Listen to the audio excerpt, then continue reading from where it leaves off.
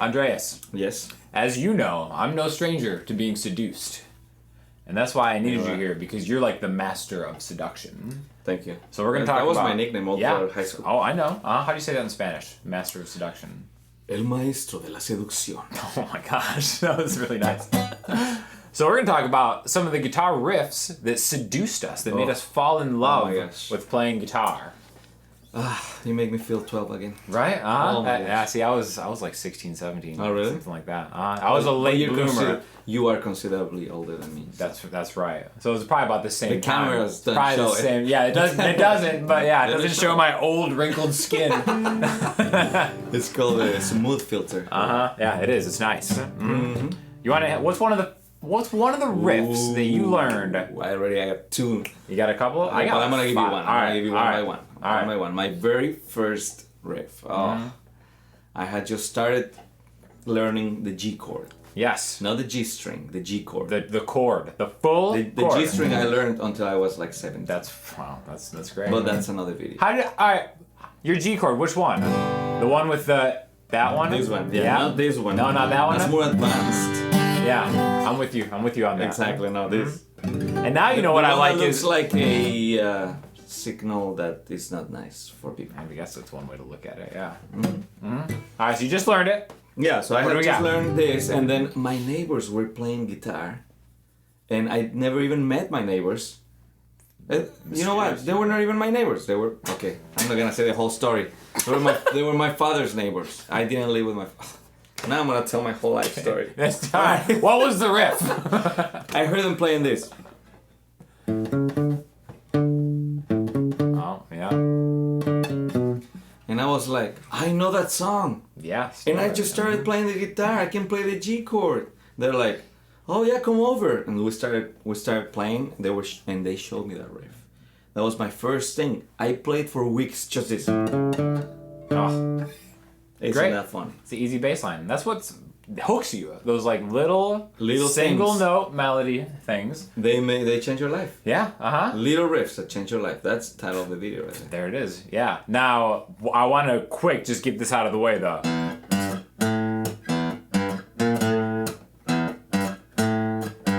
Of course. I was never down with that. Never down with that. Ever. I from an early start, I noticed that as kind of being the jingle bells of rock. You know what I mean? As far as like melody goes. The first riff I ever learned was Little Jimi.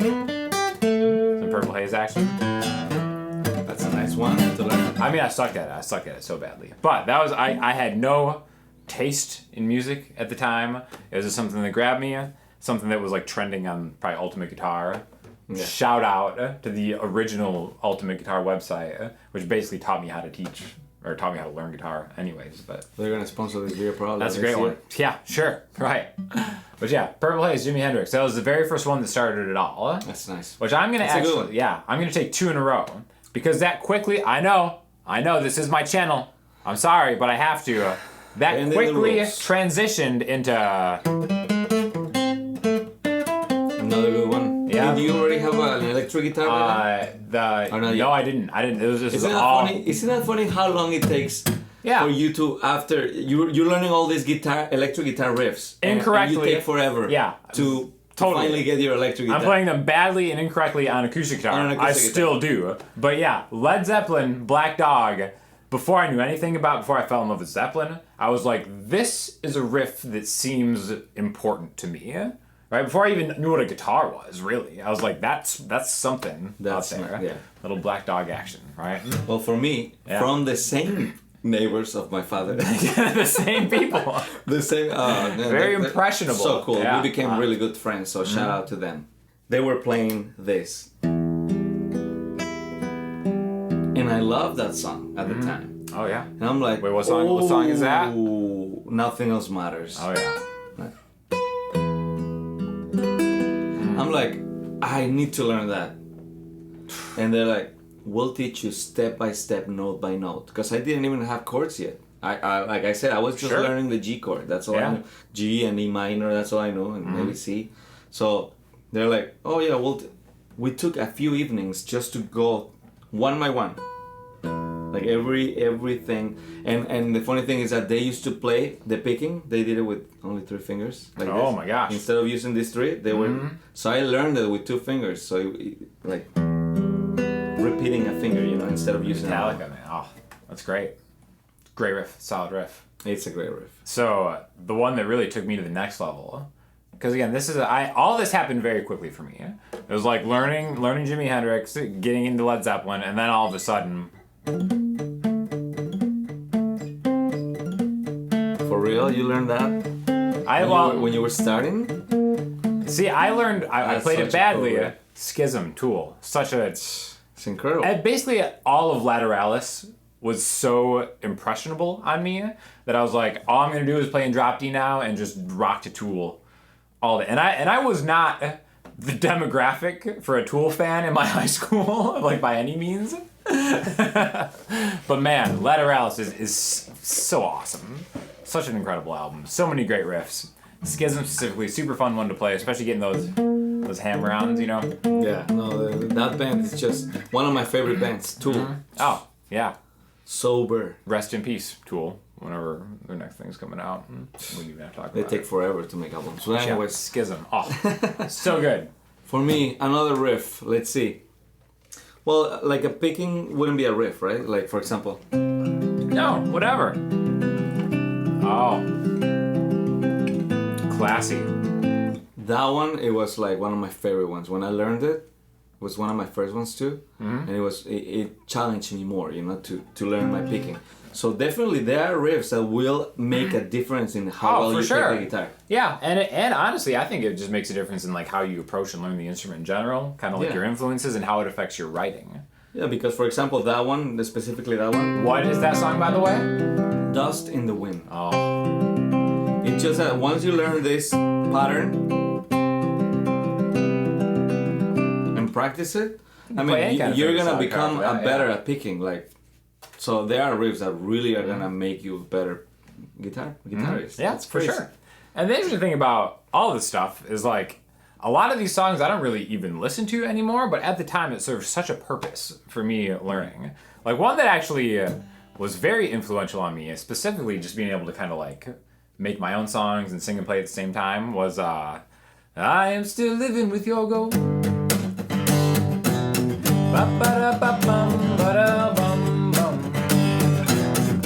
Just that. It's as simple as can be. It's like a G with the mute G, E, G.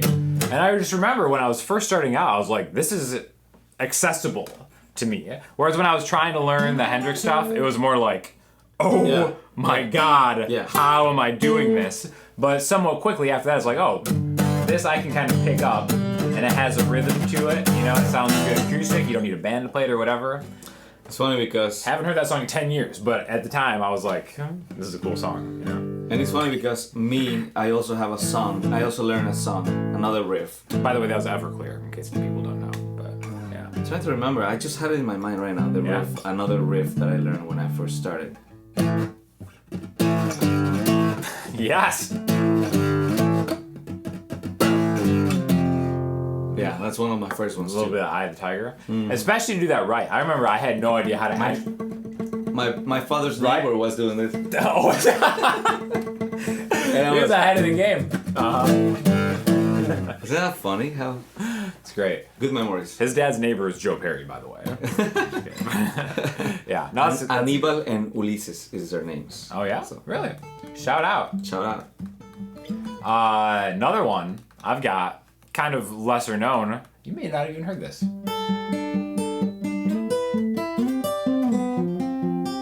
Wait. You know this one? That's not Stained, is it? No, Death Cab for Cutie.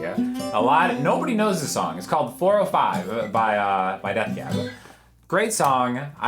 Again, that was more kind of like getting into like moving shapes around and kind of like just picking a little bit over them. I think Death Cab is actually like a slept-on great guitar band. I'm gonna have to check it out. That's like old school Death Cab too. That's not like that.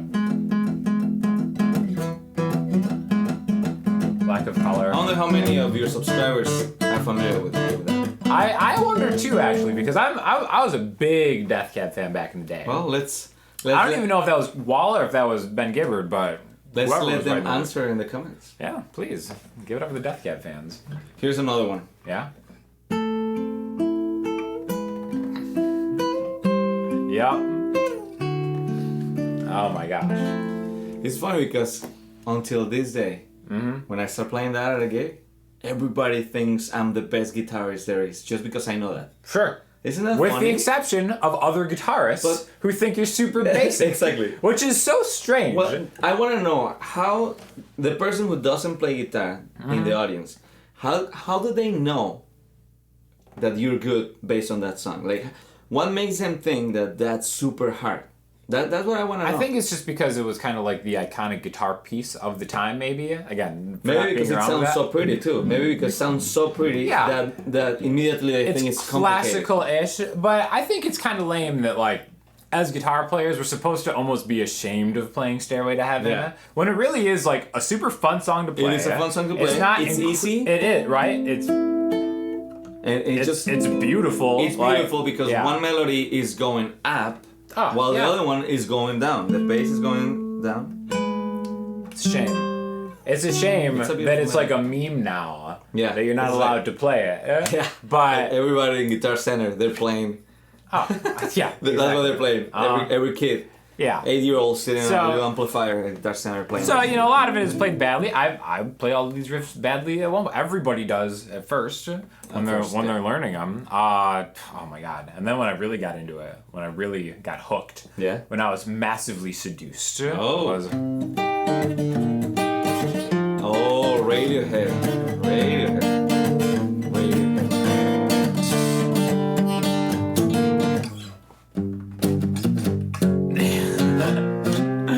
There you go. See, so many different ways to play it too. It's just incredible. That song was everybody was saying Radiohead's the best band in the world. I tried to get into it. I just never, cause I was like, I don't really dig it. Then I started playing guitar, and then I listened to those songs through the prism of guitar playing, and it changed everything. And I was like, okay, now I actually love this band. Paranoid Android specifically, I'm more of an Airbag fan, or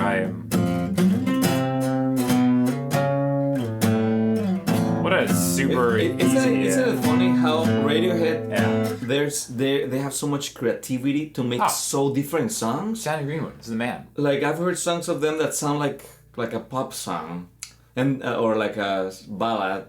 Yeah. That is super soft, and then suddenly you hear something super dark, and then like Nixon Mitosis or something? Yeah, it's ridiculous.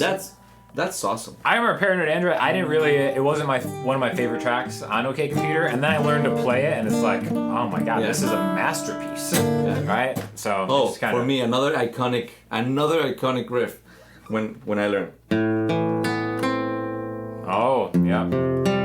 I used to play it. Mm-hmm. The funny thing is how when you're just starting, you'll grab guitar and pretend you're the bassist. Do you remember that? Like, I would never do that. No, but I never did. Like I learned this, which is the bass. Yeah. Play it on the guitar, and I would play that. Yeah, I would play that while my friend would be going, and we'd have a band. Maybe another one would go. Get the Chad Smith into it. See, for me, it was definitely the. Oh, of course. That was the one. Oh my gosh! When I learned this one.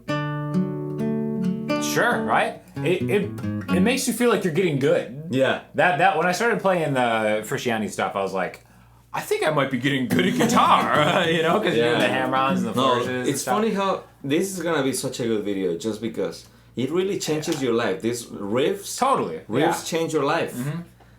And soon we should start coming up with riffs that will change other people's life-changing riffs. Now, I couldn't play a whole song to save my life back in the day, but I knew hundreds of stock riffs. Little riffs. Me too, like.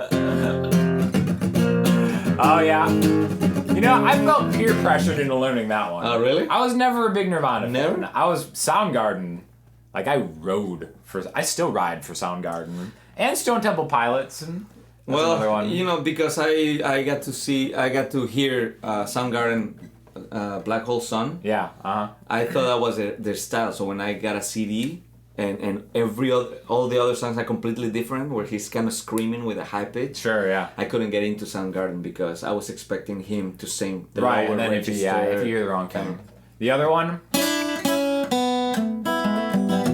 Oh yeah. That was a big Such a one. popular one. Yeah, I know, right? Yeah, that was a fun one for me to learn too. That I could never get to sound good for a while. Oh, you just made me remember another one that I learned with my friends, because we had a little rock band. I was 15 years old. I had my first electric guitar, and this one. Oh, no doubt. I learned it. Yeah. You and me. I didn't sing it. I didn't Your 15-year-old singing voice? No, we had a singer. We had a singer. So. You and me. We stay together. Now that song has an amazing solo. So if you're looking into a good solo to learn, that one right there. No, don't speak. I would be remiss to get out of this video without mentioning my personal favorite, Elliott Smith. Probably the biggest influence on guitar that I've had. Oh, really? Sweet Adeline. I would say, I mean, maybe not my favorite Elliott Smith song, but I think is like probably his most iconic riff. It's funny because I never heard it. It's so hard for me to I sprained my wrist playing basketball last night. And then I had a gig right afterwards, and I was trying to play Come Together by the Beatles, which I was like, not one of my kind of, but I was like in so much pain trying to do Sean, there's gonna be the time where you have to choose basketball or guitar. And I will choose basketball. I don't care that I'm a professional. Without question. You don't want to see a drop in subscribers. It'll just be a basketball. And suddenly only you channel. have another. Suddenly you have another 250,000 basketball subscribers. I'll start reviewing Starbucks drinks, whatever it takes. I don't need my wrists. I don't need my hands. Oh my gosh. But I'll partially blame the wrist movement on some of the bad playing today. Sure. But whatever, who cares? That's not what it's about. Sure. It's about and because I suck. But aside from that, it's just kind of walking down memory lane, bro. just remembering the stuff that makes you fall in love with the instrument. You know? Yeah. Mm-hmm. Since we kept this all the famous popular riffs for like a crowd that like. Mainly in America, in United States. I mean, United States. Yeah. Mm-hmm. Can I give them a riff of a song that they probably don't even know? I need you. Incredible. I need you to educate me and the subscriber, my please. Gosh. All right. Listen to this.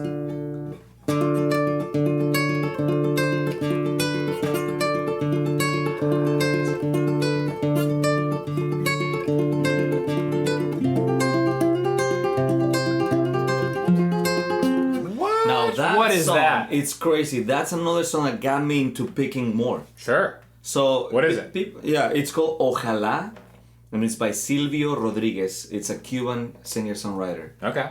Trovador. We'll look it up. Oh man, I'll send you the links. You can add it right here.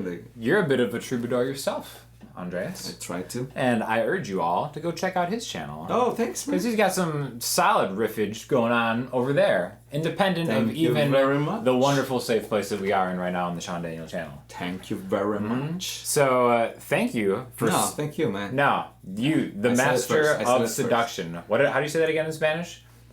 El maestro de la seducción. I'm so going to use that. Okay, wait. Watch, I'm gonna get a little closer to the microphone, and it's gonna sound even better. Ready? Okay, yeah, sure. El maestro de la seducción. And we're going out on that. Thanks a lot.